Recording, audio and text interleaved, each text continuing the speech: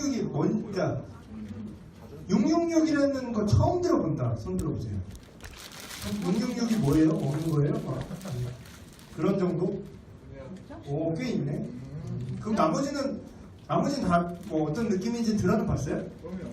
그러니까 뭐 정확한 정보들은 이상한 정보들 안에 어쨌든 666 뭐 나루토에 나오는 여기 케마 666 이런 거 말하는 거 아니에요?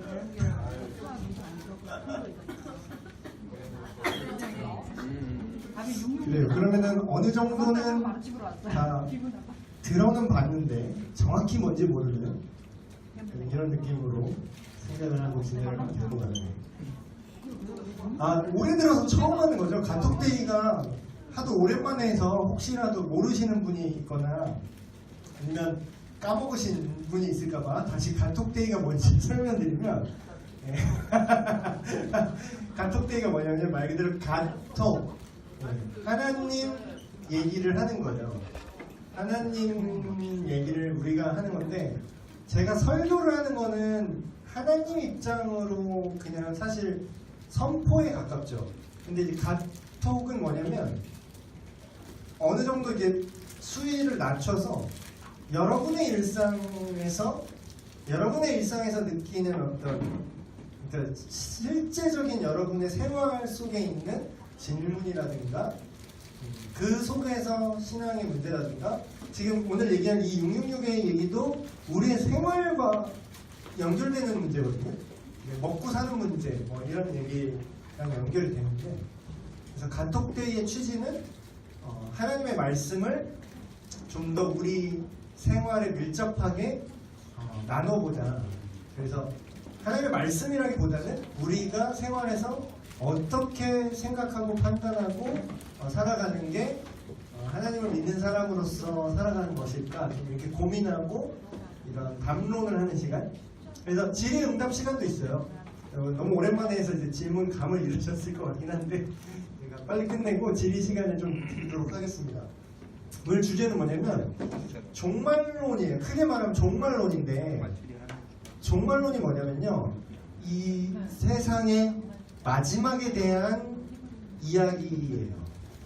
마지막이 어떨 것인가. 근데 종말론이 물론 종말론의 오리지널은 성경이 맞긴 한데 종말론을 성경에서만 얘기하진 않아요. 우리가 흔히 생각하는 뭐 노스트라다무스의 예언, 뭐 종말의 예언 막 이런 거라든가 서프라이즈 그런 게 막 나왔잖아요 옛날에.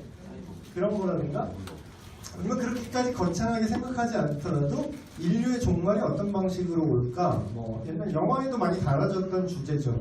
갑자기 빙하기가 다시 와갖고 뭐 뉴욕이 다 이렇게 자유의 열신상 막 눈에 파묻히고 그런 종말 아니면은 뭐 좀비 바이러스가 창궐해서 전 인류가 망하는 종말 그러니까 어쨌든 종말이라는 그런 컨텐츠는 어떤 서브컬처라고 하나 그런 거에 전방에 걸쳐서 아포칼립스 좀비 아포칼립스 바로 다르네. 아포칼립스 그런 개념으로 많이 다루어지고 사용되는 개념이죠. 근데 오늘도 제가 장례를 진행하고 왔지만 매번 드는 생각은 종말은 반드시 온다라는 거예요. 종말은. 근데 그게 뭐 그런 재난 영화에서 보는 종말이 아니더라도 그러니까 전 세계의 종말, 인류의 종말, 역사의 종말만 생각하는 경향이 있는데 개인의 종말도 반드시 온다라는 거죠. 그러니까 종말을 크게 두 개로 보시면 개인의 종말과 이 세상의 종말, 역사의 종말이죠. 그 두 개의 개념이 있다. 근데 이 종말론을 다루는 주제는 너무 넓어요, 사실. 제대로 이걸 얘기를 하려면 오늘 이 한 시간에 다 얘기를 못해서 종말론 중에서도 제가 이렇게 제목을 써놨죠. 666 음모론과 교훈 사이에서 라는 소논문 같은 그런 제목을 지었는데 666을 중심으로 본 종말론. 그래서 첫 시간이니까 종말론 너무 딱딱하게 하면 여러분 관심 없을 것 같아서 약간 요새 말로 어그로를 좀 끌어보려고 되게 익숙한 주제 666 되게 궁금하고 뭔가 무섭기도 하고 남양 특집을 벌써 쓰는데 그런 주제로 한번 선정을 해봤습니다. 서론이 뭐냐면 여기 이게 너무 작게 나와서 이게 안 나와. 난 이거를 보라고 이렇게 힌트처럼 이렇게 써놨는데 너무 작게 나오네요. 우리 집 모니터가 클 건가? 왜 눈이 좋은 건가?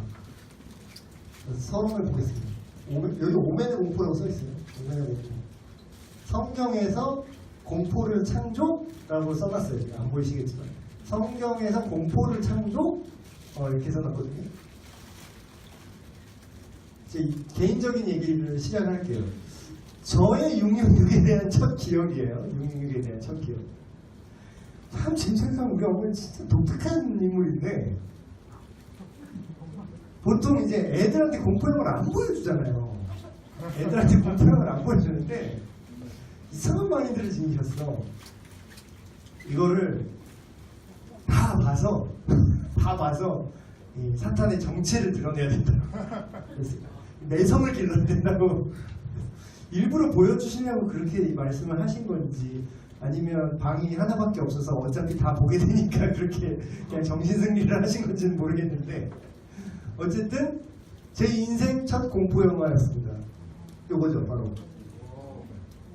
근데 이거 보시면 이게 뭐야 하는 친구들 많을 거예요. 이게 몇 년도 87년작인가 89년작인가 초 1편 78년인가요? 제가 그럼 좀 나중에 본 거네요. 저도 이 영화를 봤어요. 근데 이 영화가 무슨 내용이냐면 오맨이 무슨 뜻이냐면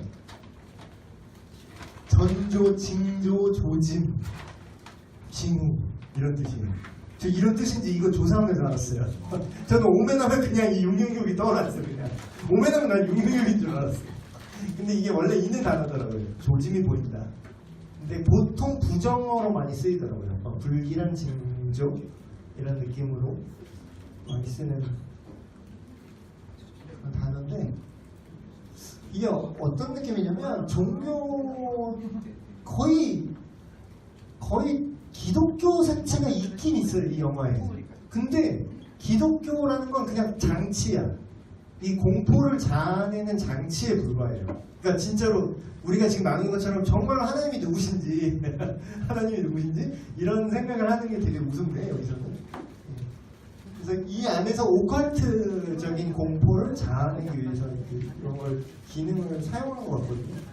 근데 오컬트가 뭐냐면 초자연적인 거 있죠. 그러니까 우리 현대 과학으로 증명이 불가능한 것들. 옛날에는 그 화학도 오컬트의 한 분야였던 것 같아요.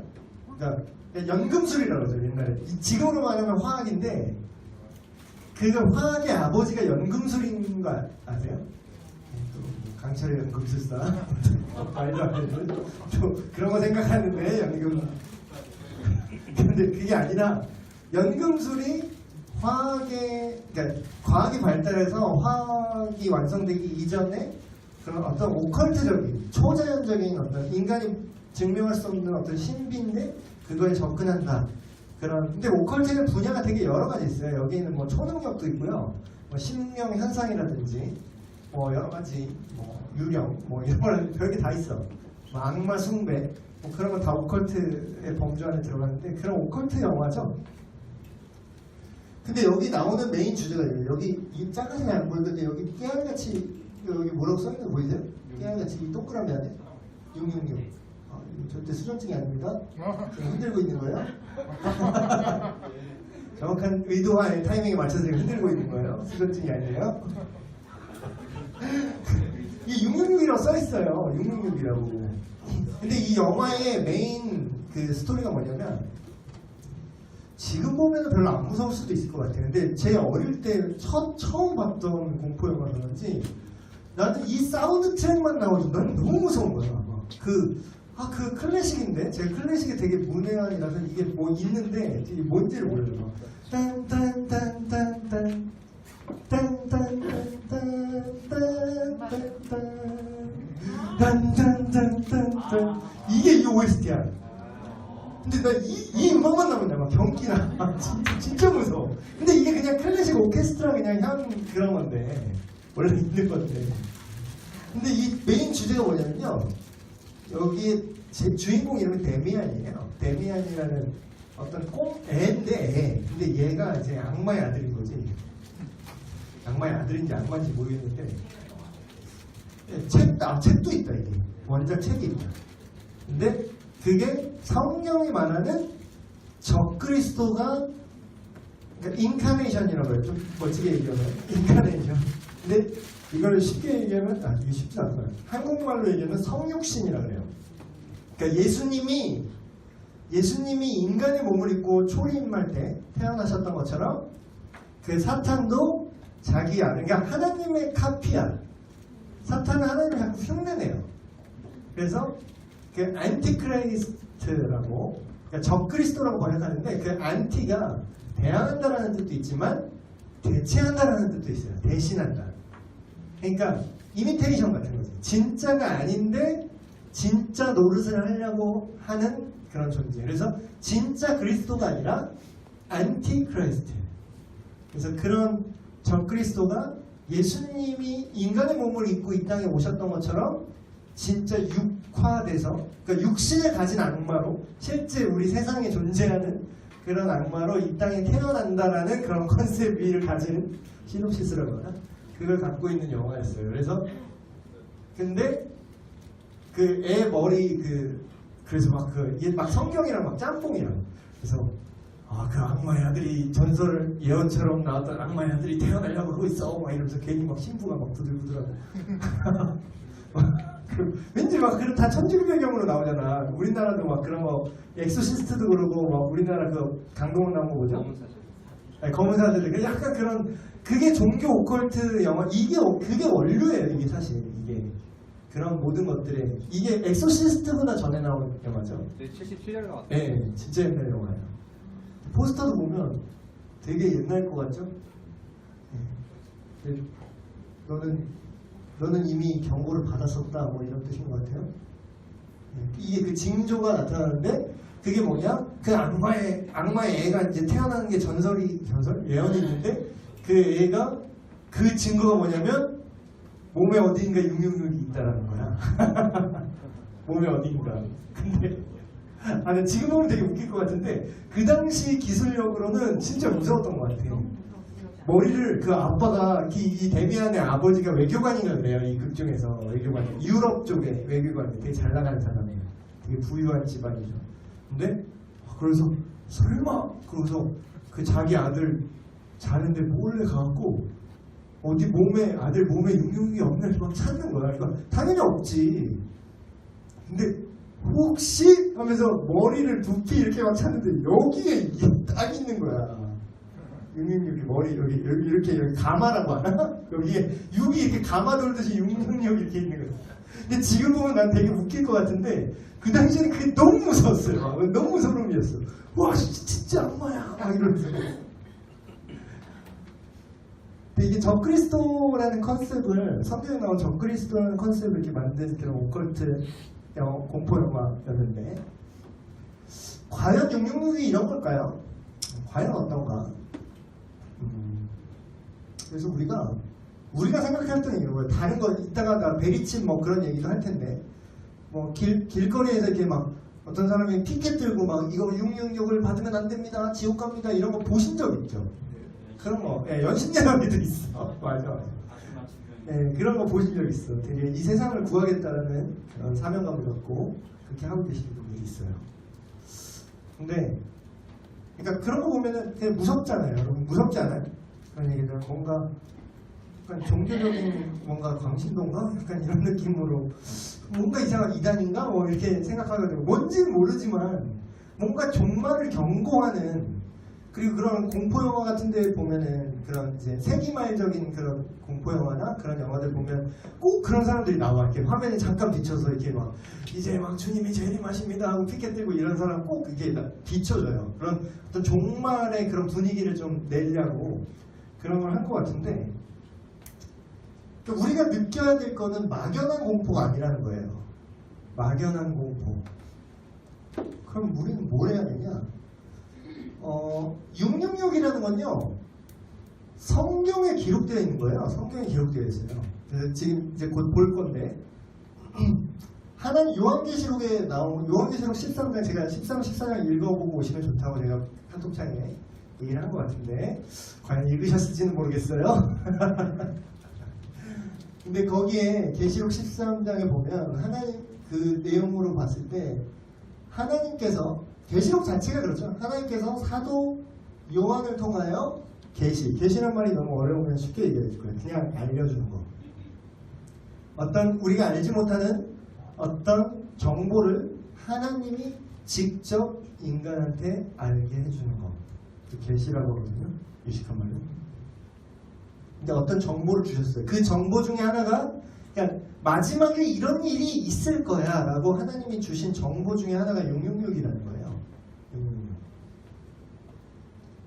근데 그게 어떤 이런 가십거리나 어떤 오컬트 공포의 소재로 그냥 소비되고 끝날 얘기가 아니라 역사의 종말이 임박한 어느 시점에 실제 인류 역사의 어느 시점 그게 우리가 살아있을 때가 될 수도 있고 우리가 죽은 다음에 뭐 100년 후가 될 수도 있고 200년 후가 될 수도 있고 주님의 재림이 늦어지신 만큼 뭐 더 뒤가 될 수도 있지만 분명한 건 역사의 종말이 오는 어떤 시점에서 반드시 일어날 뭐라고요? 오멘이라고 오멘 징조라고 징조. 그렇다고 오멘의 그 내용이 다 성경적으로 다 맞다라는 뜻은 아닙니다. 그래서 그거는 이제 약간 2차 저작물 이런 느낌이에요. 2차 저작물? 2차 저작물이 뭔지 제가 설명할게요. 이거 보이세요? 이 영화도 요새 사람 잘 몰라. 이거 모르죠? 여러분 레오나르도 디카프리오 알죠? 여러분에게 있어서 레오나르도 디카프리오는 어떤 이미지죠? 어디? 타이타닉? 타이타닉은 안 해? 요새 보면은 막 레버넌트 그래갖고 막 이렇게 턱살 이렇게 되는 아저씨 돼갖고 막 곰이랑 막 이러고 그런 막 배 나온 아저씨로만 알고 있어요. 요즘 사람들이 요즘 청년들이 어린 청년들이 레오나르도 디카프리오 하면 그게 조금 난 친구는 거기 뭐 월드 오브 젠틀 그런 브래드 피트인데 아니 막 지금 짬뽕 됐어. 어쨌든 레오나르도 디카프리오 후기 작품들을 이렇게 보면은 되게 후덕한 아저씨로 많이 나와요. 이게 상욕심이 또 있으셔가지고 연기력 얼굴로 승부 안 하겠다나 연기력만 승부하겠다 해서 결국 아카데미 결국 안 주면 죽을 거야 막 이런 식으로 해갖고 이제 받았는데 결국 근데 이게 뭐냐면요 이게 레오나르도 디카프리오예요 지금. 이게 레오나르도 디카프리오의 리즈 시절을 보시면 진짜 잘생겼어. 남자마다 잘생겼어. 막 미쳤어. 그러니까 미모가 미쳤어. 남자인데 이게 줄리엣보다 더 예쁘다 그래 심지어는. 줄리엣도 엄청 예쁘죠. 네. 클레어 다인이라는 배우가 이 당시 이 여배우가 줄리엣 역할을 할 때가 17살이래요. 네. 이게 디카프리오의 리즈 시절. 근데 이게 로미오와 줄리엣이 원래 원작이 무슨 내용인지 아세요? 네. 윌리엄 그 세익스피어의 그런 작품들 중에 하나인데 원래는요 어떤 두 집안의 그 싸움이에요. 몬테규가 발음이 안 돼. 그 가문과 또 뭐지? 캐플렛인가? 그 두 가문이 싸우는 거야. 그러니까 원수지간인 거죠. 근데 그 원수지간의 그 아들과 딸의 사랑 얘기예요. 그러니까 비극이지. 비극을 이제 만든 건데 그게 원래 스토리는 그런 옛날 얘기잖아요. 그러면 그 두 가문이 싸울 때 그 원래 원작에서는 어떻게 싸우냐면 칼 들고 싸워요. 네.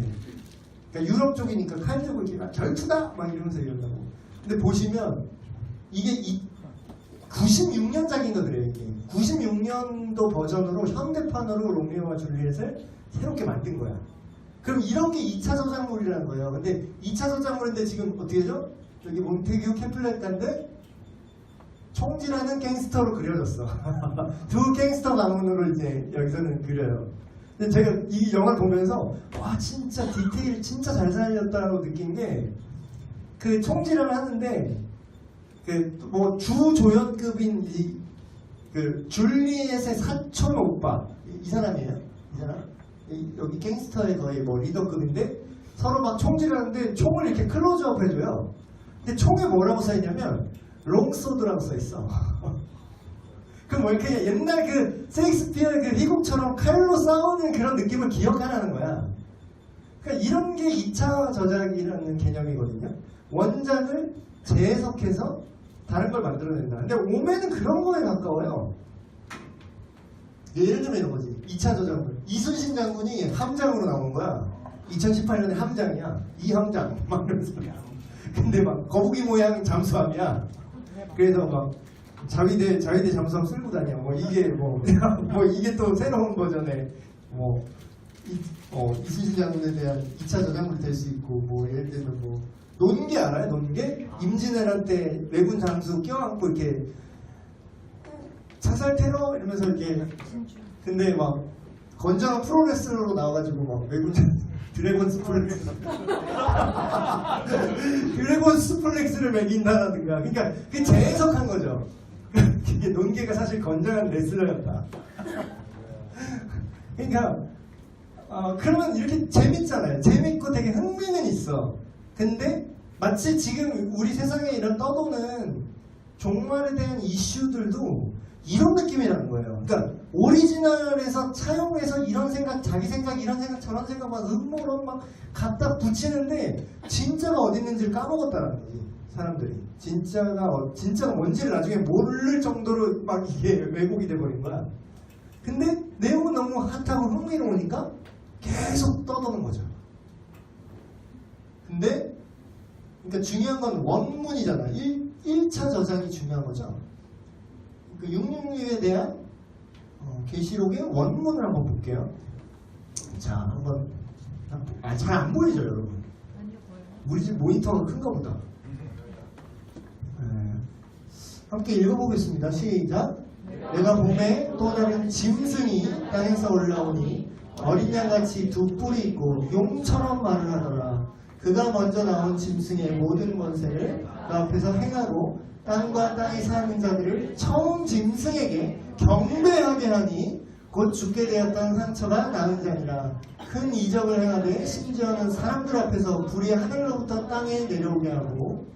이 뒤에 이걸 세 부분을 제가 나눴어요. 이 부분을.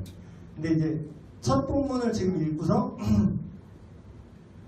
기본적인 요한계시록을 읽는 방법을 먼저 알려드릴게요. 이거를 장르를 여러분이 모르면 이상하게 이해를 해. 이건 시집인데 막 시집을 읽으면서 이거를 뭐 현장 르포처럼 생각하고 읽으면 말이 안 되잖아요.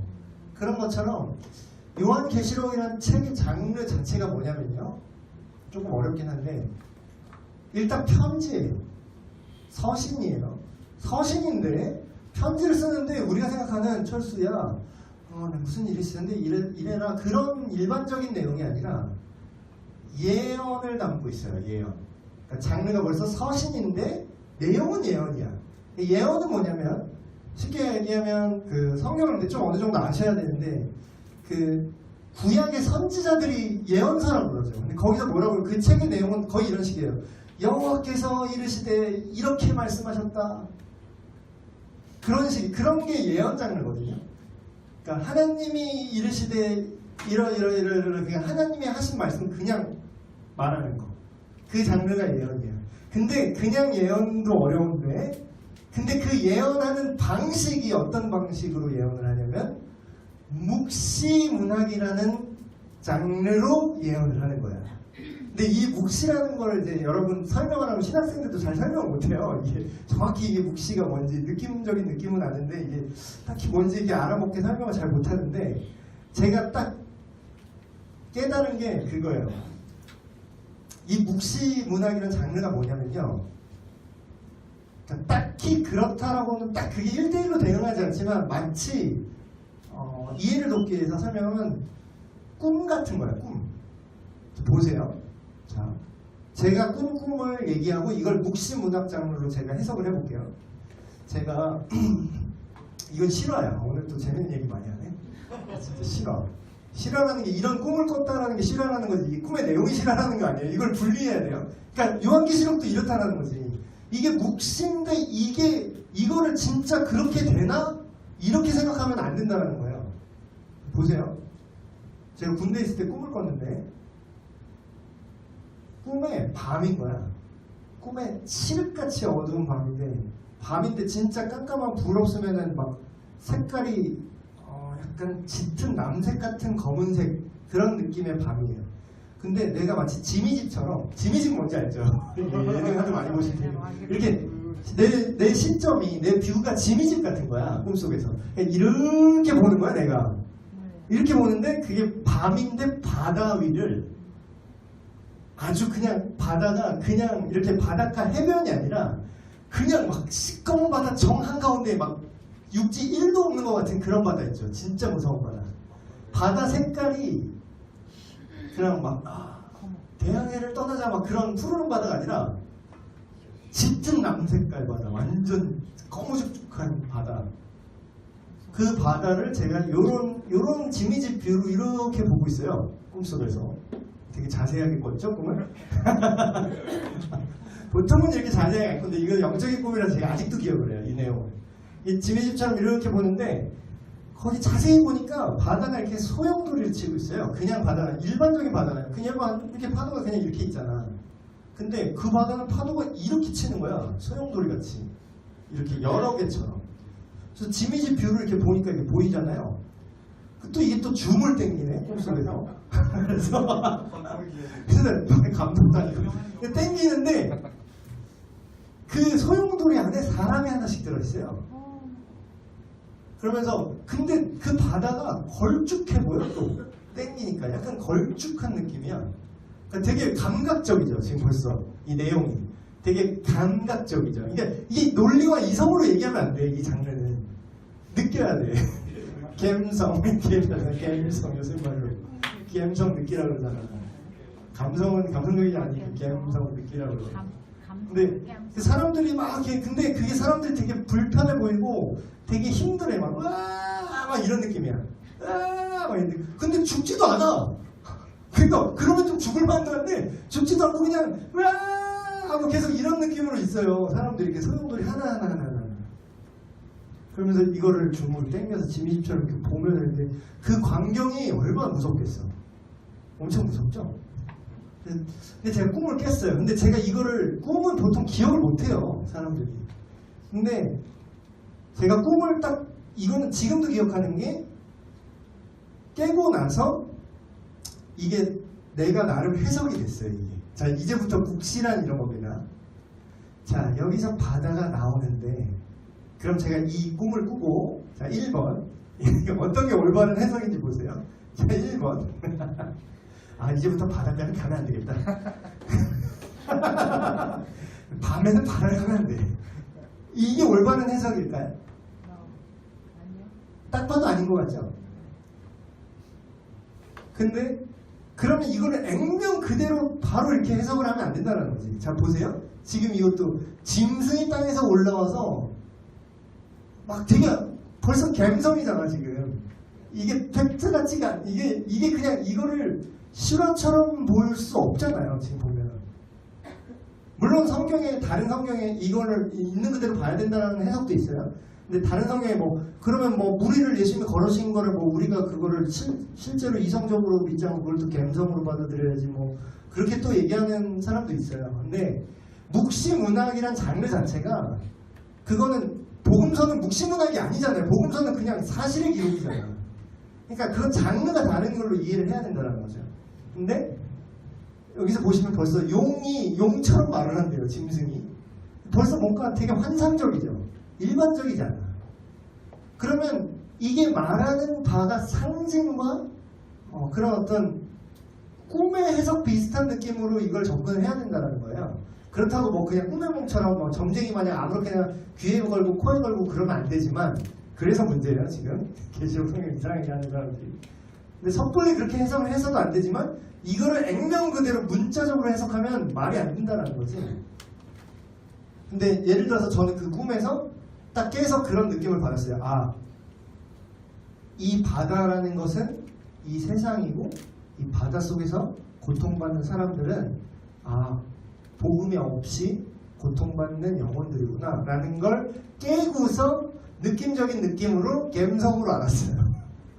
근데 일반 용어로 하면 감성이지만 이거를 성경 용어로 하면 성령님의 깨닫게 하심이죠.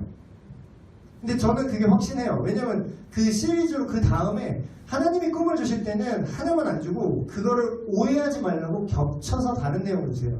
그러니까 그 요셉의 꿈 얘기, 파라오의 꿈을 해석한 요셉도 겹쳐서 두 개씩 얘기하죠. 그래서 뭐 이파리가 하나 올라오고 마른 이파리가 잡아먹었다가 살찐 소가 나오고 마른 소가 그 살찐 소를 잡아먹었다가 그것도 뭐예요? 묵시야. 그것도 실제로 소가 그 살찐 소가 있는데 마른 소가 그 소를 잡아먹어? 실제로? 말이 안 되잖아. 근데 그렇게 해석을 하죠. 거기에 대해서 요셉이 그 살찐 소 7마리는 7회의 풍년을 말합니다. 그 뒤에 그 소를 잡아먹는 그 마른 소 7마리는 그 후에 그 풍년을 다 압도할 만큼 크게 오는 흉년을 말합니다. 7년의 흉년. 그래서 이게 묵시문학을 우리가 접근해야 되는 방식은 이런 거예요. 근데 이런 묵시의 느낌으로 하나님이 말씀하시고 싶은 게 있다는 거예요. 그게 예언이죠. 그러니까 묵시로 예언을 말하는데 그거를 편지로 쓴 거라는 거지. 이제 좀 느낌이 오세요? 아, 너무 어려운 일이 있나?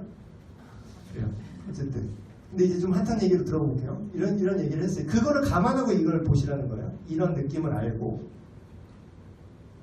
근데 문제는 얘가 자세히 읽어보시면 세 개의 존재예요. 처음에 말하는 용, 처음에 이전에 용에 대한 얘기가 나와요. 한 용이 있는데 그 용에 대한 얘기를 하고 그 다음에 중간에 짐승이 또 바다로부터 나온다 그런 얘기가 있고 여기 이게 세 번째 나오는 거야. 또 다른 짐승이라는 건 세 번째 다른 그러니까 세 개의 뭔가 그러니까 정확히 뭔지는 몰라. 이 용이 뭔지 모르고 짐승이 뭔지 모르겠는데 여러분 갬성이 얘가 지금 좋은 애라고 말해요? 나쁜 애라고 말해요? 지금 느낌적인 느낌으로 딱 봐도 인상만 봐요. 인상만. 뭔가 좋아 보여요? 지금 이 얘기가? 용처럼 말을 한대. 근데 이제 이 전의 내용을 읽으면 이게 더 명확해지는데 그 용이 뭔가 되게 안 좋은 일들을 막 해요. 근데 그 용처럼 말을 한다는 거야? 예, 그와 뜻이 같은 존재라는 거죠. 근데 그 모든 권세 앞에서 어떤 행동을 하는데 그 땅에 사는 사람들이 그 처음에 나왔던 그 짐승한테 경배하게 한대요. 경배하게 한다는 거예요. 근데 딱 보면은 우리가 10계명을 배우죠? 10계명. 1계명 뭐죠? 네. 시작부터 삥! 하나님은 아닌 것 같아. 딱 봐도 얘네가 짐승, 용, 뭐 이런 애들이 하나님은 아닌 것 같아. 갬성으로 볼 때. 근데 뭐라 그래요? 그 하나님 아닌 다른 짐승이 경배를 하게 요구한다는 거야. 이 존재가. 그러니까 이게 적그리스도예요, 사실. 적그리스도, 넓은 의미의 적그리스도. 하나님만이 경배를 받으셔야 되는데 그 자리를 누가 대체하려고 하는 거잖아. 네.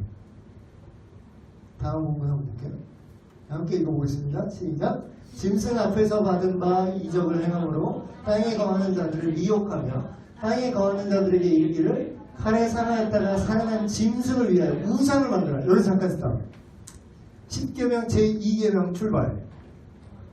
너는 위로 하늘에 있는 것이나 아래로 땅에 있는 것이나 땅 아래 바다나 물, 뭐 지하, 뭐 저기 어디 뭐 심해 있는 것이나 우주에 있는 것이나 미생물이나 어떤 것이든지 형상을 만들지 말고 우상을 만들지 말고 그것에 절하지 말라 이렇게 얘기하죠.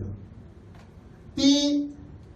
우상을 위하여 하나님이 아닌 다른 걸 위하여 짐승이 뭔지는 정확히 몰라 아직까지. 근데 어쨌든 하나님이 아닌 다른 어떤 악한 존재를 위하여 우상을 만들어서 그 우상에게 경배하지 않는 자는 다 죽여버리겠대요. 와우. 와우. 이게 역사의 종말에 반드시 이런 일이 일어난다는 거지. 근데 이미 일어나고 있어. 저 위쪽에. 저 의정부 살거든요. 조금만 위로 가면 동두천, 파주, 뭐 천안 나오고 이제 저 위에 계신 거기서는 이게 일어나잖아. 김일성 동상한테 절 안 하고 성경대로 믿겠다고 하면 어떻게 해요? 몇 명이든지 다 죽이잖아요. 그러니까 이따가 또 얘기할 거지만 다음 우리 다 죽이게 하더라. 근데 이게 666은 여기 나와. 그 다음이에요. 시작. 그가 모든 자, 곧 작은 자나 큰 자나 부자나 가난한 자나 자유인이나 종들에게 그 오른손이나 이마에 표를 받게 하고 누구든지 이 표를 가진 자 외에는 매매를 못하게 하는 이 포인트. 매매를 못하게 하니. 매매가 뭐죠? 사고 파는 거. 사고 파는 거. 당장 커피가 너무 먹고 싶은데 편의점 가면 카드가 안 되는 거야. 미쳐버리겠네. 현금도 없고. 생활이 돼요? 생활이 안 되죠. 매매를 우리가 쉽게 생각하는데 매매를 지금 이 순간부터 너 매매 금지 딱 하면은 인간이 살 수가 없어요. 인간이 살 수가 없다고. 근데 이게 뭔지 몰라. 아직 우리 섣불리 결론을 내리지 말라는 거예요. 그러니까 포인트만 잡고 가자는 거지. 표를 받게 하는데 이 표가 이제 뭔지에 대한 논란이에요. 결국 이 표가 뭐냐 이거예요. 근데요, 그거 매매를 못하게 한다. 근데 이제 묵시문학으로 써있는 이 문장을 잘 보세요. 이게 묵시문학이라는 걸 이해하고 보셔야 돼요. 그냥 읽으면 안 돼요. 되게 멋있어. 근데 멘트가 문학적이야. 되게 멋있어. 이 표는 곧 짐승의 이름이나 그 이름의 수라. 지혜가 여기 있으니 총명한 자는 그 짐승의 수를 세어보라. 그것은 사람의 수니 그 수는 666이니라. 오.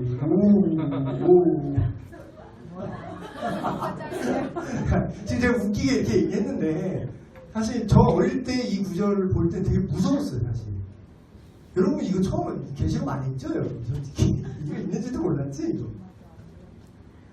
근데 이거 내가 처음 읽었을 때 되게 무서웠어 사실 이게. 아이고 너무 들어가네. 일부러 한 거 아니에요 이거는? 왜 이러지? 바로 뒤로 안 넘어가네? 네, 어쨌든 됐다. 여기 제가 세어보라고 하죠. 여기 그 수를 세어보래요. 그 수를 이것도 힌트야. 그 표가 수인데 그 수의 정체성에 대해서 얘기해요. 정확히 뭐냐면 짐승의 이름을 말한대요. 그게. 그리고 그 이름이 숫자 값을 갖는데 이름의 수래. 근데 그 수를 세어봐야 되는데 그 짐승이 갖는 어떤 정체성이 있는데 그걸 우리가 카운트 해보라고 지금 요구하고 있어요. 이 사도 요한이 그 묵시적 표현으로 그거를 카운트 해봐라. 그 수가 뭔지.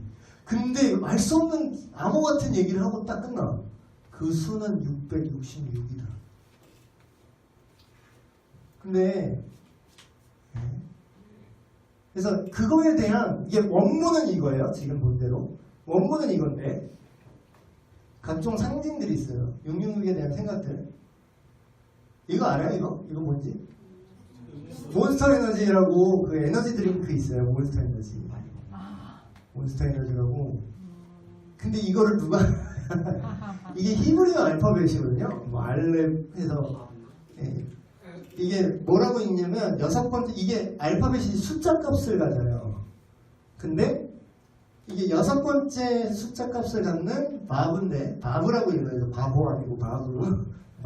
V야 바브인데 이게 바브가 3개 있는 것처럼 보인다는 거지.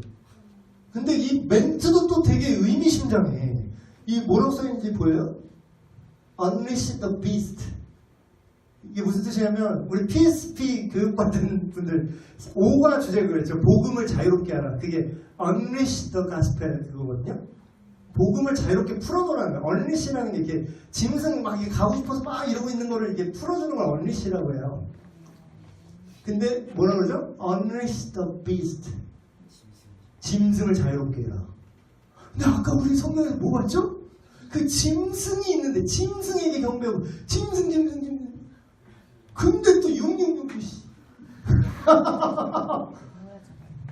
그러니까 나도 이거 보면서 그럴듯한데?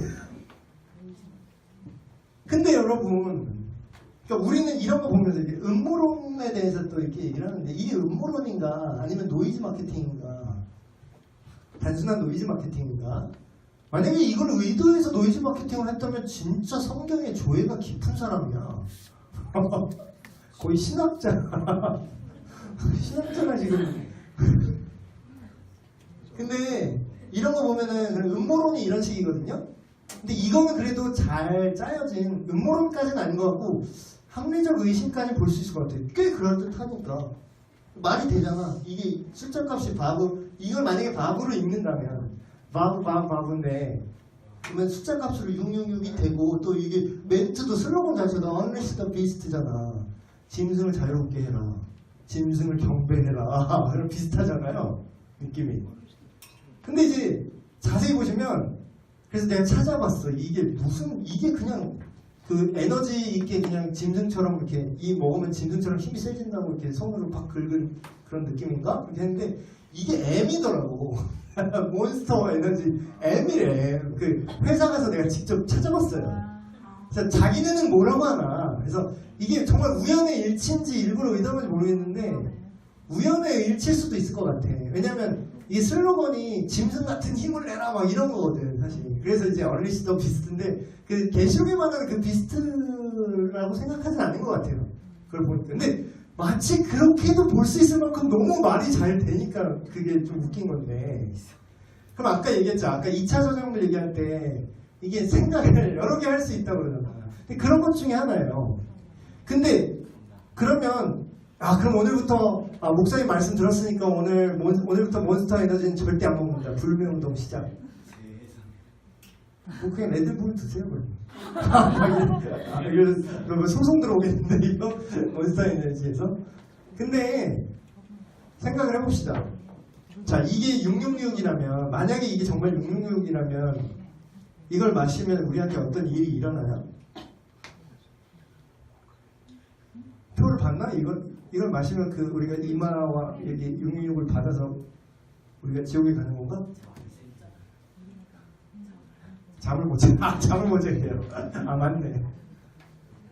그러니까 이게 이런 게, 그러니까 내가 두려움이거든요. 이게. 노이즈 마케팅이든 음모론이든 두려움을 주는 거잖아. 그럼 아까 제가 뭐라고 그랬죠? 두려움 자체가 중요한 게 아니라 실제가 뭘 의미하는지를 아는 게 중요하다고 그랬죠. 그러니까 그걸 알면 이런 거에 휘둘리지 않아요. 보세요. 또 다른 루머. 야씨, 난 이거 상상력이 대단해 진짜. 이거 뭔지 알아요? 구글 크롬 많이 써. 이제 익스플로러 안 쓰잖아. 솔직히 우리 익스플로러 너무 불안전하잖아. 느리잖아. 크롬 좋죠? 네, 지금 웹서핑 가능한 툴이잖아요. 크롬. 근데 이제 구글 크롬이라는 거지. 근데 여기서 이걸 6을 봤어. 또 이걸 6 이렇게 6이래. 이게 이렇게 해서 이걸 풀면 또 666이라는 거야. 야, 그럼 모 눈에는 뭐만 보인다고 다 666만 보이면 어떻게 이걸 찾아내냐 이게. 아니 이게 그러니까 이게 뭐 주술도 아니고 666을 그래 막 이게 맞다고 쳐.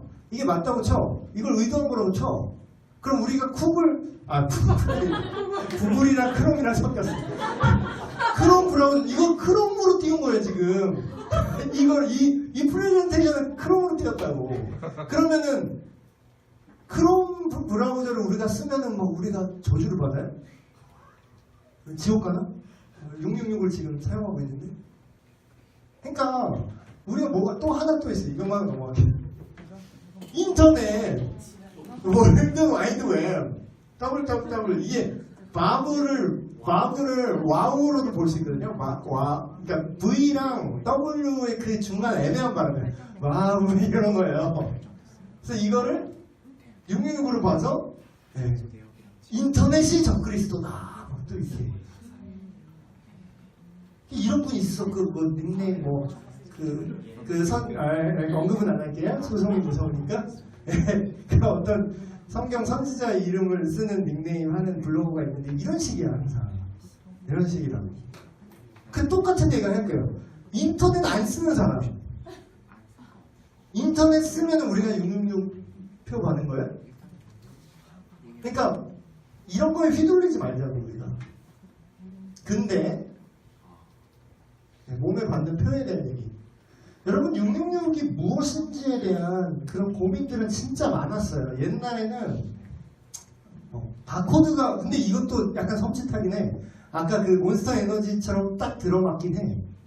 뭐냐면 이게 바코드예요. 여러분 바코드 일상생활에서 너무 많이 쓰는 거 아시죠? 당장 그 마트 가서 쇼핑할 때 바코드 안 찍힌 게 없어.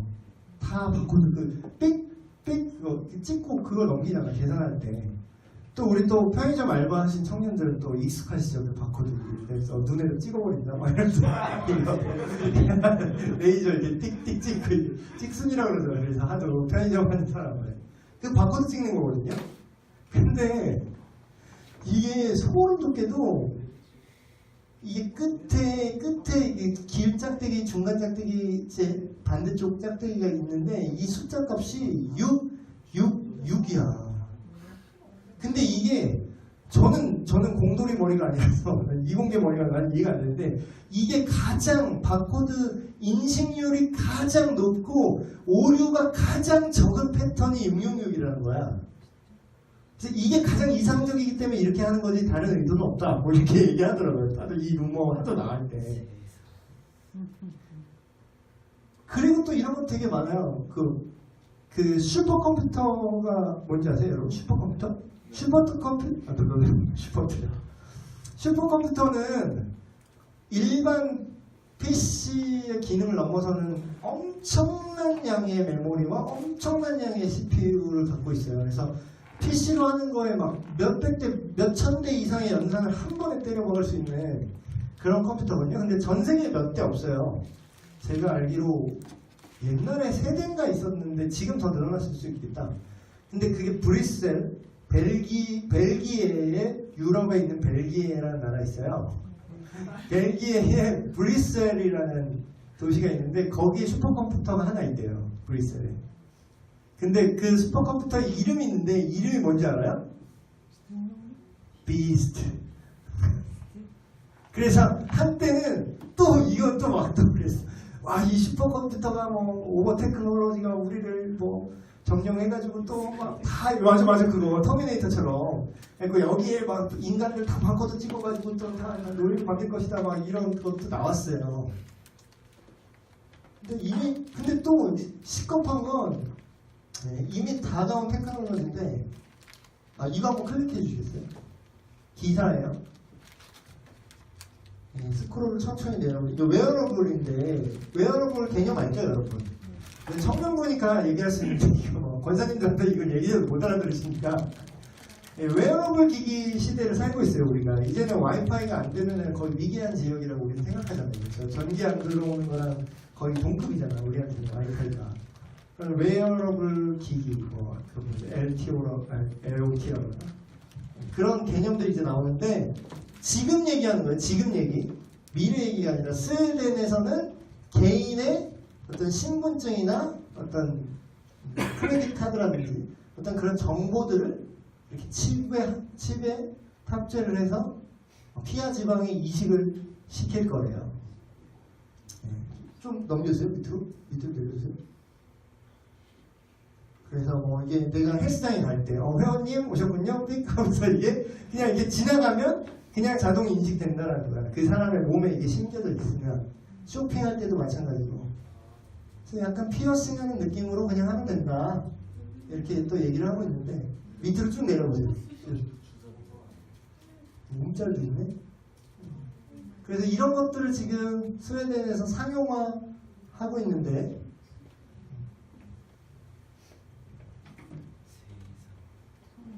아이고 공기구 15선은 아닌데 맨 밑으로 내려보세요. 그 댓글 좀 보세요.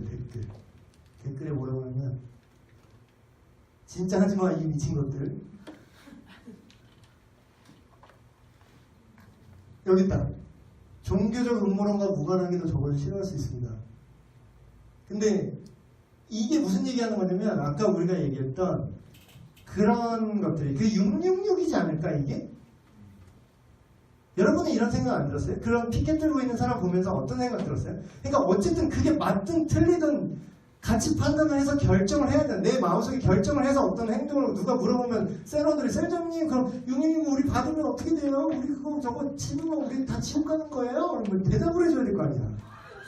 그쵸? 대답을 해주세요. 가만히 있는데 이게 아니라 제가 대신 해드릴게요. 제가 다시 거기로 넘어갈까요? 프레지로 그 탭만 바꾸고 네, 크롬이에요. 융님요.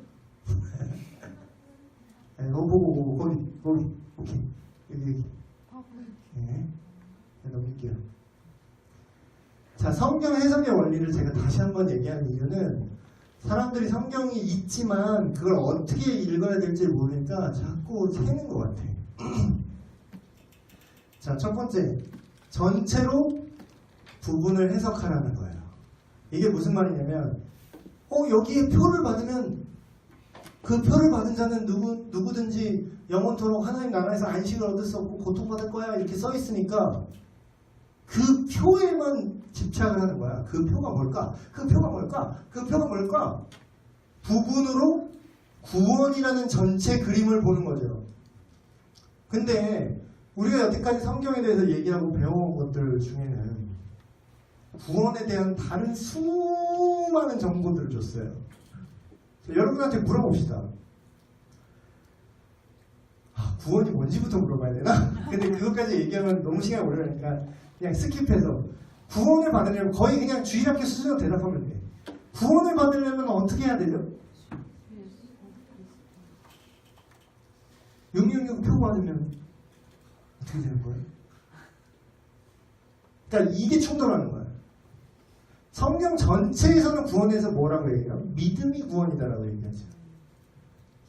하나님이 우리를 지으셨고 우리 죄를 위해서 예수 그리스도께서 대신 죽으시고 부활하셨고 그분을 믿는 믿음 안에서 다시 하나님과의 관계가 회복되고 그걸 믿고 하나님과 다시 이제부터 영원히 사랑의 관계로 들어가는 걸 구원이다라고 가르쳐요. 성경 전체가. 근데 그러면 구원을 못 받는 유일한 이유는 뭐예요? 성경에서 말하는 믿음이 없이는 구원을 받을 수 없다라고 얘기하죠. 네가 죄를 지으면 구원을 못 받아라고 얘기하잖아요. 믿음이 없으니까 네가 죄를 짓는 거야 이렇게 얘기하는 거지. 아다라고 어디라고 전혀 다른 문제예요 이거는. 근데 이렇게 해석을 한다는 거지. 그러니까 제가 자주 예를 드는 이런 거야. 그러니까 모르잖아. 그러니까 모른다고. 왜냐면 부분으로 전체를 해석하면 절대로 모르게 돼 있어요. 절대로. 자, 이걸 제가 또 예를 들게요. 이사야서에 나오는 6날개 천사가 나와요. 사실 이거는 이 맥락에서 중요한 얘기는 아닌데 이 사람들이 이거를 엉망으로 해석하는 게 뭔지를 내가 예로 하나 드는 거야. 자, 이사야서 6장 2절에 이런 말이 있어요. 스랍들이 세라핌이라고 하는데 천사의 친구예요. 천사들이 있는데 각기 6날개가 있대. 근데 그 둘로는 자기 얼굴을 가렸고 그 둘로는 자기 발을 가렸고 그 둘로는 날고 있대. 그래서 전통적인 이 6날개의 그림은 이거예요. 이렇게 발 이렇게 가렸고 이렇게 전통적으로 날고 있는 거죠. 정말 그럴까? 정말 그렇게 날까? 확신할 수 있어요? 이게 성경이 동영상으로 보여주는 게 아니니까 모른다는 거야. 근데 이렇게 가렸으면 어떡할 거야? 아니면 이렇게 가린 게 아니라 이렇게 말아서 가린 거면 어떡할 거야? 그 날개, 가운데 날개 이렇게 나는 게 아니라 그냥 프로펠러처럼 날고 있으면 어떡할 거야? 아니면 그냥 그 원자구조 핵 돌듯이 이렇게 막 무작위로 돌고 있으면 어떡할 거야? 그게 물리적으로 맞는지는 모르겠어. 어차피 천사는 영적 존재인데 물리 법칙을 초월하지 않았을까? 그러니까 모른다는 거야. 근데 그 한 부분만 읽고 이 부분만 읽고 6날개 천사가 실제로 이 6날개가 어떤 구조로 날고 있는지는 모른다는 거예요. 근데 왜 자꾸 아는 척을 해? 왜 알 수 있는 것처럼 말해? 그리고 그걸 아는 게 별로 중요한 게 아니잖아. 그쵸? 그러니까 성경에서 더 이상 설명을 안 해. 얘가 어떤 방식으로 나는지. 내가 알 바야? 왜 어떤 방식으로 나는지? 중요한 건 거룩하다 하나님을 찬양하고 있다라는 거잖아요.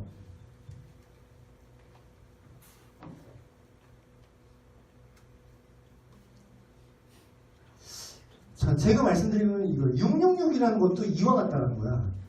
딱 이걸 거야. 천사는 이렇게 날고 있을 거야 라고 고정을 하는 거야, 사람들이. 그게 확실치 않은 거야. 666도 자기 생각에 이럴 거야. 666은 신용카드가 666이야. 이렇게 옛날에는 신용카드가 666이라는 얘기 있었어요. 옛날에는. 뭐 신용카드 지금 저도 많이 쓰는데 저도 이거 쓰면 저도 지옥 가는 건가요? 그러고 나서 아닌 것 같으니까 또 이제 바코드가 666이다 그래요. 바코드 지금 뭐 대형마트 다 쓰는데 RFID 칩이 666이다. 그게 라디오 프리퀀시 어쩌고 이게 라디오 주파수로 쏴서 그걸 인식하는 건데 그거 우리 다 그게 뭔지 아세요? 하이패스. 그게 RFID예요. 그 기술이. 하이패스 쓰면 다 지옥 가나? 난 지옥 정말 겁나 갔겠다 지금. 그거 한번 쓸 때마다 갔습니다. 하이패스를 얼마나 왔다 갔다 했는데 고정할 수 없다라는 거죠. 666이 짐승의 수인데 그럼 아까 말한 짐승의 본질이 무엇인가를 생각해야 돼. 짐승이 정확히 고정할 수는 없지만 짐승의 본질이 뭐냐?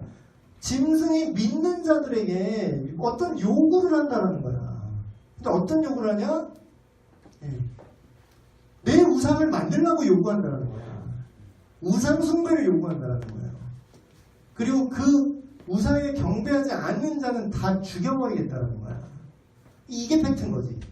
그러니까 우리가 두려워한다기보다는 우리가 경계하고 깨어 있어야 될 부분은 어떤 이런 뜬구름 잡는 666에 대한 공포가 아니라 성경이 말하는 그 666이라고 대변되는 어떤 사단의 세력이 될 수도 있고 어떤 그 존재 자체일 수도 있고 그게 개인일 수도 있고 집단일 수도 있고 아니면 어떤 사상이나 이데올로기가 될 수도 있어요. 이 자리에는 뭐든 들어갈 수 있어. 근데 그 본질이 뭐냐는 거야. 이렇게 날든 이렇게 날든 그게 중요한 게 아니라 날고 있다라는 거잖아. 그쵸?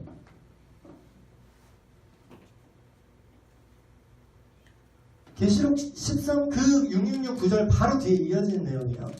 제가 읽어드릴게요.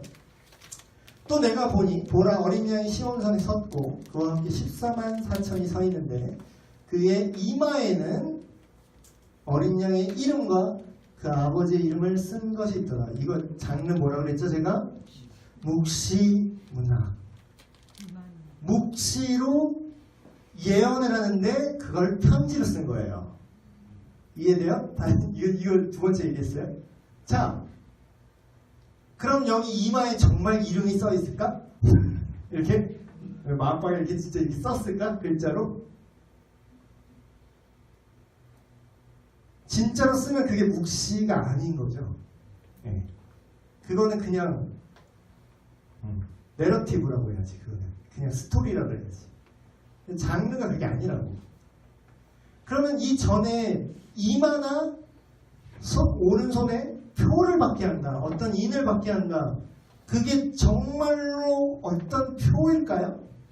물론 그럴 수도 있어. 진짜 무섭게. 아까 그런 웨어러블 기기를 대체하는 그게 빅브라더가 나타나서 우리 안에 그런 어떤 정보들을 지금도 스마트폰 몸에만 안 박혀있을 뿐이지 스마트폰으로 똑같은 거 하잖아요. 개인정보 빼나가서 내가 몇 살이고 내가 뭐 샀고 내가 깜짝 놀란 건 내가 구글에서 신발 사려고 이렇게 봤거든요.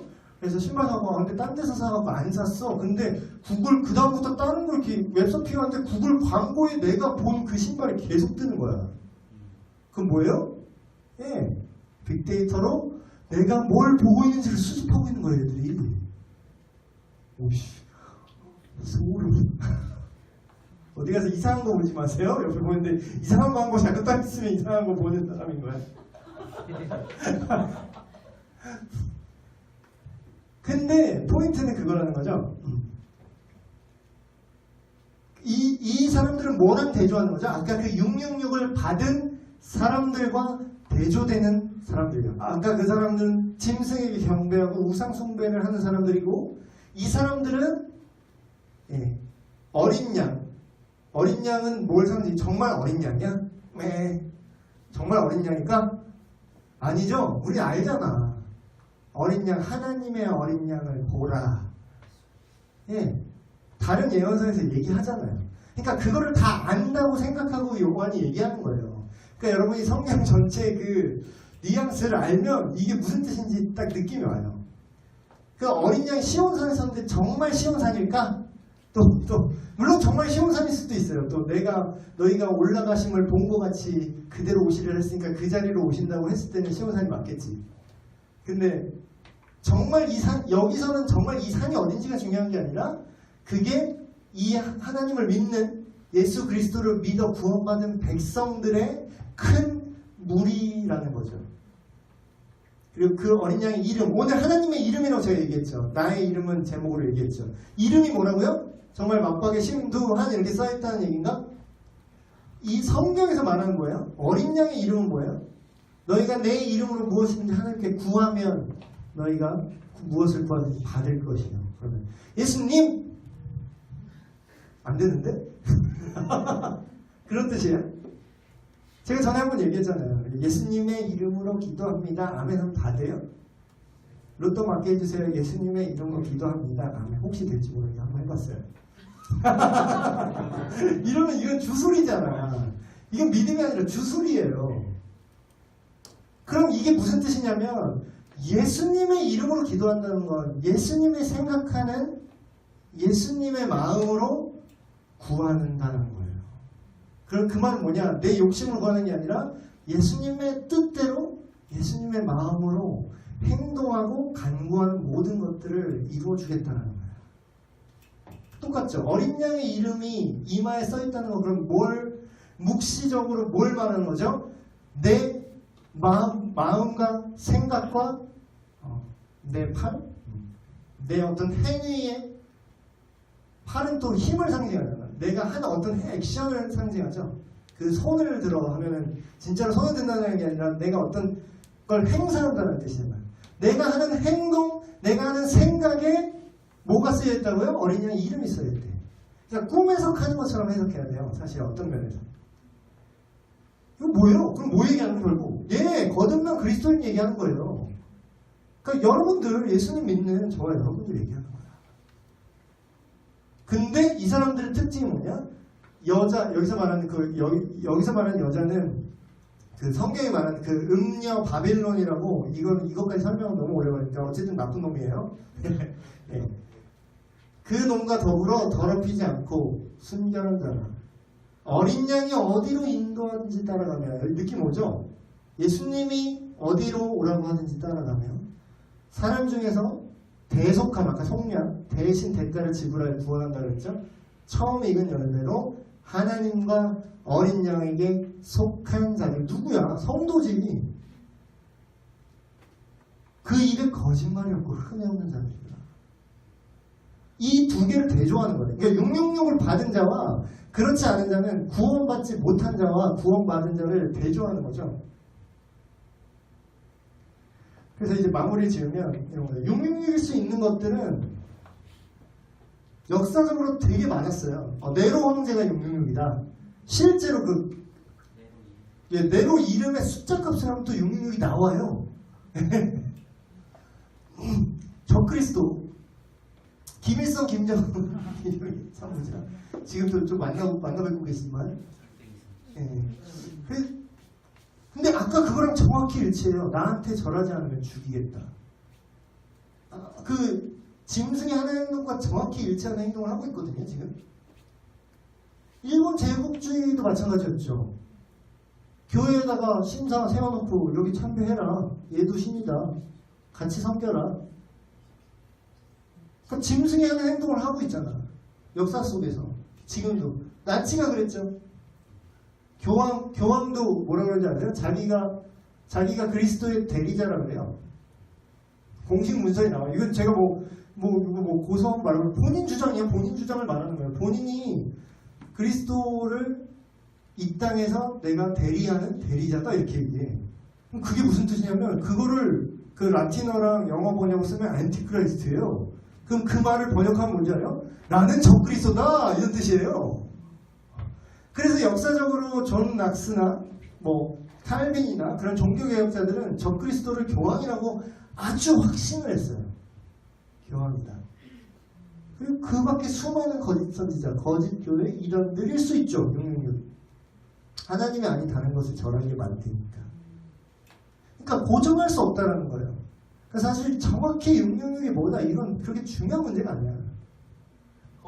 거기에 우리가 열정을 쏟을 시간에 참 본질을 보라는 거죠. 본질은 이거야. 짐승과 그의 우상에게 경배하고 이마에나 손에 표를 받으면, 그러니까 이게 조건적이에요. 표 자체가 문제가 아니라 표를 누가 받는지를 봐야 돼. 어쨌든 이 표를 받으면 하나님의 진노의 심판을 받을 것이다. 그래서 쉽게 말하면 지옥 간다 이런 얘기예요. 근데 그 표를 받는 거는 뭐랑 함께 가냐? 짐승과 그의 우상에게 경배를 하는 것과 그의 이름의 표를 받는 것이 분리되지 않는다라는 거예요. 근데 이걸 표만 받으면 지옥 가요? 그러면 칩 받으면 지옥 가요? 그게 아니라 어느 시점이 될지 몰라요. 역사의 어느 한 시점에 실제로 이 예언대로 어떤 테크놀로지든 뭐든 그게 있는데 그게 표든 뭐든 그걸 받기 위해서 어쨌든 매매에 그게 사용될 텐데 그 조건이 붙는 게 그리스도를 부인하라고 할 거라는 거야. 진짜 예수님을 믿는 사람들이라면 그거를 할 수 없도록 만드는 어떤 사건이 반드시 올 거라는 거예요. 그때는 성도들의 인내가 여기 있는 그들은 하나님의 계명과 예수에 대한 믿음을 지키는 자다. 근데 여러분 이 일이 이미 있었던 거 아세요? 여러분 유럽 여행, 저도 유럽 안 가봤는데 유럽 여행 가보신 분들은 그런 거 있어요. 카타콤이라고 들어봤어요. 카타콤. 옛날에 기독교가 봉인되기 전에 핍박받았던, 로마에 핍박받았던 그 시기가 있어요. 그때 정말 예수님 믿는 사람은 어떻게 살았는지 아세요? 예, 카타콤이 뭐냐면 지하 묘지예요. 사람이 안 사는. 근데 살 데가 없으니까 거기에 모여서 산 거예요, 사람들이. 왜 모여서 살았을까요? 왜? 지하가 좋아서? 나는 어둠의 자식이라서? 아니요. 매매를 못하게 하니까 자급자족하면서 살 수 있는 자기들의 경제를 지하 세계에 만든 거예요. 왜 매매를 못하게 한지 아세요? 이 당시에 상인조합이 있는데 그 조합에 그리스도인들을 핍박하기 위해서 상인조합에 들려면, 그러니까 쉽게 얘기하면 민증이 나와야 되는데, 여권이 나오거나 민증이 나와야 되는데 이걸 받으려면 로마 황제한테 절을 해야 돼. 절을 해야 이걸 받을 수 있다고. 근데 그리스도인은 절을 해요, 안 해요? 안 하죠. 그럼 표를 받아요, 못 받아요? 못 받죠. 그러면 장사를 할 수 있어요, 없어요? 그러니까 그냥 지하로 들어가야 되는 거야. 그러니까 역사는 반복된다 그러잖아요. 이런 일이 언젠가 새로운 버전으로 일어날 거라는 거죠. 이건 결론입니다. 666의 교훈은 뭐냐면 포인트는 이거야. 이게 뭔지는 몰라요. 이 표가 뭔지가 중요하지도 않아, 심지어는. 근데 그 표가 갖는 정체성이 뭐냐? 너희가 올바로 성경대로 믿으면 이걸 받을 수 없게 하겠다라는 거예요. 이게 포인트지. 그리스도에 대한 참된 믿음을 가진 자가 살 수 없는 구조를 만들 것이다. 어느 한 시점에. 아니, 지금도 이미 위에는 그러고 있고. 근데 이게 전 지구적으로 이 역사의 종말 때 총체적으로 오는 시기가 온다는 거예요. 역시 또 사도 요한이 요한일서에서 이런 얘기를 하죠. 아이들아, 지금은 마지막 때라. 저 그리스도가 오리라는 말을 너희가 들은 것과 같이 지금도 이미 저 그리스도가 많이 일어났으니 그러므로 우리가 마지막 때인 줄 아노라. 네. 이 말이 무슨 뜻이냐면 아까 제가 한 교훈은 지금 이미 왔어요. 그러니까 데미안 같이 머리에 666 박힌 애는 아직 안 온지 모르겠지만 이미 와 있다고. 우리한테 지금 대한민국 여기 남한 땅에 없을 뿐이지. 근데 이 얘기만 하고 마칠게요. 여러분 지금 좀 진지하게 이런 얘기를 했어요. 종말에 이런 일이 일어날 거라는 건 사실이에요. 그건 팩트예요. 왜냐면 예언이니까. 하나님이 이런 일이 일어날 거라고 약속을 하셨으니까. 근데 그때 이거를 어떻게 하라고요? 성도의 인내가 무엇이냐? 하나님 살려주세요 하라 그래요? 하나님 이 상황을 벗어나게 해주세요? 성도의 인내가 이것이라. 이걸 받지 않고 굶어 죽으려면 굶어 죽고 순교 당하려면 순교하라 이거예요. 근데 오늘날 보면은 저도 옛날에 그랬는데 먹고 사는 문제에 되게 민감해요 우리가 사실. 과연 이 시련이 오늘 지금 이 순간에 딱 여기 온다면 며칠이나 버틸 수 있을까? 요새 말로 여러분들이 알아들을 만한 상황으로 내가 이걸 바꿔줘요? 야, 너 예수 믿으면 취업 못해. 딱 오죠. 야, 예수 믿으면 취업 못해 너. 야, 매매를 못하게 해버리네 그냥. 먹고 사는 길을 막아버리네. 야, 예수 믿으면 너 취업 안 되는데? 이런 구조가 오지도 않았어. 예수님을 믿어도 취업을 할 수 있는 길은 열려나 있지 지금은. 이때는 아예 그 길을 막아버릴 거라니까. 예수를 믿으면 직업을 못 갖게 해버릴 거예요. 아예 사고 팔지를 못하게 해버리는 날이 온다니까. 언제가 될지 모르지만. 그럼 그때 예수님이 얘기하시는 내가 믿음이 있는 자를 몇이나 보냅니다. 그래서 제가 그런 말 계속 하잖아요. 여러분 이런 믿음 가지고는 말세를 버틸 수가 없어요. 그런 얘기를 제가 하죠. 그게 이런 뜻이에요. 계시록을 우리가 읽어야 되는 이유가 종말을 우리가 알고 종말론을 이해해야 되는 이유가 여기 있어요. 우리가 예수님이 그런 얘기를 하죠. 요새 말로 바꿀게요. 네가 니네 집을 짓는다고 생각해봐. 니네 집을 저기 양평에다가 멋지게 2층짜리 복층 집을 지으려고 니네가 계획을 한다고 생각을 하자. 근데 이게 집을 다 완성을 하기까지 2억이 들지 3억이 들지 네가 견적을 뽑고 공사를 시작하지 않니? 그걸 전혀 생각하지 않고 그냥 어떻게 하다 보면 되겠지 하고 막 일단 1,000만 원 들고 시작해갖고 막 바닥 깔다가 끝나고 그러면 천장 보고 거기서 누워있을 거야? 아니잖아. 끝을 생각하고 어디까지 갈지를 가늠을 하고 시작하지 않니? 근데 니들이 어디까지 가야 될지 알고 해야 돼 얘들아. 천국에 가는 믿음이 어디까지 시련을 당하는 상황이 올지 너희가 그것까지 감안해서 그것까지 버틸 정도의 믿음과 그걸 갖고 있어야 돼. 그 얘기를 하시는 거예요.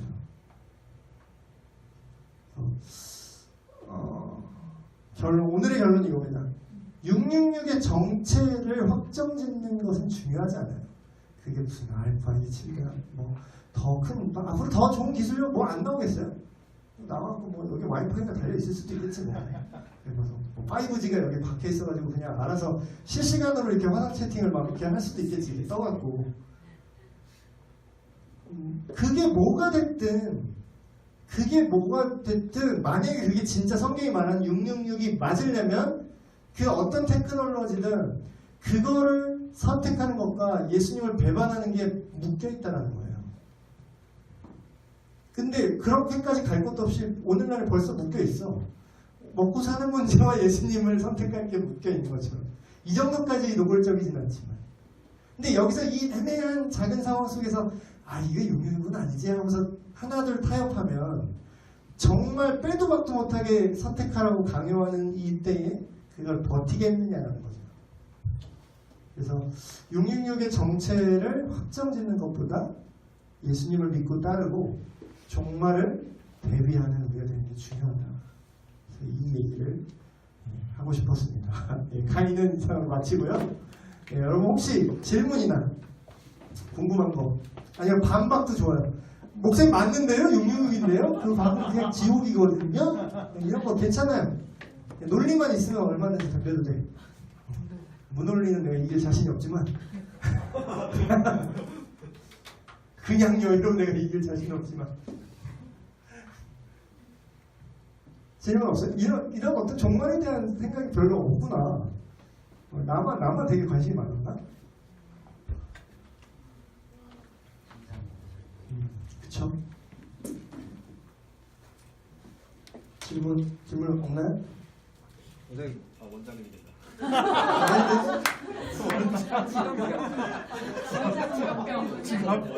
원장님을 보는 것 같다고요? 목사님, 마태복음 24장에 나와 있는 네. 그 부분 말세 징조 네. 또한 이것과 연계해서 같이 바라봐야 할 시각이 필요하지 않겠나 싶은데 네, 일단은 그것도 연결이 되죠. 예, 여러 가지 이제 현상들이 나오지 않습니까? 말세 이런 징조들이 있어요. 예 맞아요. 지진이든 뭐 자체의 지진과 기근. 근데 짐이 다 있어. 그게 더 무섭죠. 이거는 이미 그때 그 성경이 마태가 쓸 당시에도 있었을 것이고 네. 그런 증상은 지금은 글쎄요 그때가 얼마나 그런 게 많았는지는 모르겠으나 지금은 전 세계적으로 그런 현상이 되게 많이 네, 실제로 지진도 훨씬 점점 많아지고 있죠. 그래서 딱 봐도 아 때가 아닌가 예, 점점 더 끝으로 가고 있어요. 네.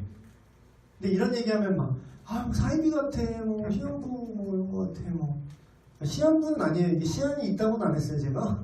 근데 성경도 시한이 언제라고는 얘기는 안 하지만 점점 가까운다는 얘기는 해요. 그래서 우리가 이 땅이 영원할 것처럼 그렇게 살다가 보면은 이제 그때가 왔을 때, 그날이 도적같이 왔을 때 이제 탈탈탈 털리는 것만 남았다라는 거지. 그래서 오늘 여러분들 여러분들 잘 접해보지 않은 너무 무서운 얘기를 들었나? 그렇지만 지금 잠깐 충격받을 수 있지만 여러분이 어떤 말세에 대한 정확한 근거를 바탕으로 그러니까 이게 말세를 알고 무서워하는 뜻이 아니라 오늘을 살아가는 나에게 더욱더 올바른 삶을 살 수 있도록 그 동기를 부여하겠다는 거예요. 말세 가까우니까 집 팔고 다 직장 때려치고 기도만 해라 이런 게 아니라 오히려 이 세상 속에 살면서 이런 말세에 심판하시는 하나님이 아닌 다른 것들로 하나님과의 관계를 끊으려고 하는 그 마지막의 시도들 그런 것들을 지금부터 방어할 수 있는 이길 수 있는 믿음을 지금부터 가져야겠다라는 그런 것이 666이 우리에게 주는 교훈이 아닐까 생각을 합니다. 하나만 더 여쭤볼게요. 휴거가 성경적인 겁니까? 휴거요? 휴거 그걸 일부러 안 다룬 이유는 그걸 얘기하면 이러다 나중에 휴거는 따로 휴교편은 따로 할게요. 그건 따로 얘기해야 될 것 같습니다. 휴거 랩처 책이 있어서 그거 휴거편은 나중에 따로 준비해 드릴게요. 네, 그럼 기도하고 마치겠습니다. 하나님 아버지 오늘 오랜만에 가톡데이로 종말에 대한 얘기를 함께 나눴습니다. 666에 대한 여러 가지 잘못된 인식들과 그런 생각들, 음모론 그런 것들을 짧게 살펴봤고 또한 그런 것들을 넘어서서 성경이 말하는 666이 무엇이고 그 본질이 무엇이며 우리에게 그것으로 인해서 어떤 교훈을 주고자 하시는지 다시 한번 살펴봤습니다. 하나님 우리가 말세를 두려워하고 세기말적인 그런 공포에 사로잡혀서 사는 것이 아니라 이 역사를 마무리 지으시고 새로운 영원한 하나님나라를 시작하실 그 하나님을 기대하는 우리가 되게 하시고 말세 때에 주님을 배반하기를 요구할 그 악한 적그리스도의 세력이 이미 와 있고 우리에게 다가올 때 그것을 능히 이기고 감당할 수 있는 굳건한 믿음을 우리에게 허락하여 주시옵소서. 우리 주 예수 그리스도의 이름으로 기도하옵나이다. 아멘. 감사합니다. 네, 좋습니다.